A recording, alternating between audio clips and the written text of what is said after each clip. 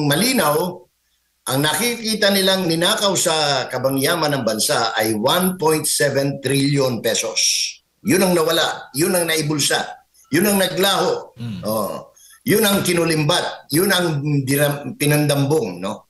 So malinaw yun, number one. Number two, ang sinasabi nila, 421 ang identified na ghost project. Sa flood control pa lang ito ha, hindi pa natin pinag-uusapan yung na-discover kahapon sa budget hearing ng Senado na out of let's say 1,700 classrooms, naitayo lang pala with only 2.5 months or less going before the end of 2025 ay 22 lang na classroom ang naitayo. No? Talagang grabe.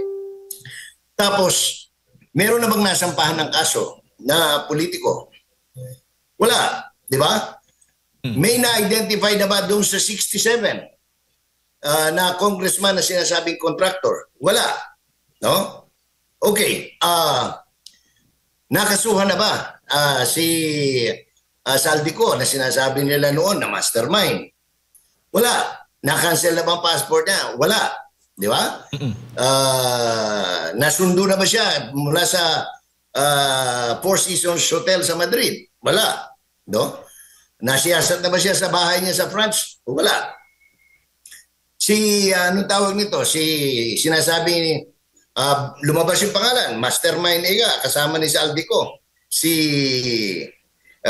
former Speaker Romualdez.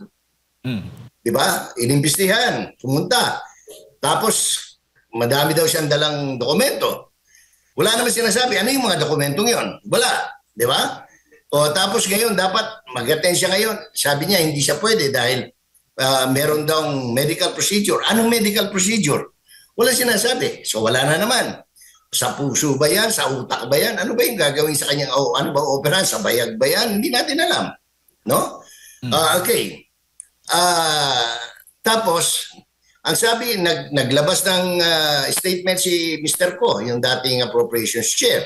Ang sabi niya, hindi ko naman kayang gawin mag-isa yan, which is true. No? Kailangan niya dyan the approval of his peers, yung mga kasama niyang mababatas.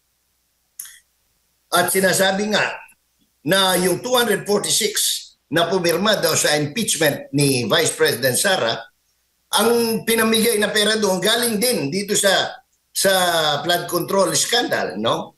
So wala pa rin nangyayari doon. Wala pa rin nakakasuhan na taga DPWH, puro lang press release na tinanggal.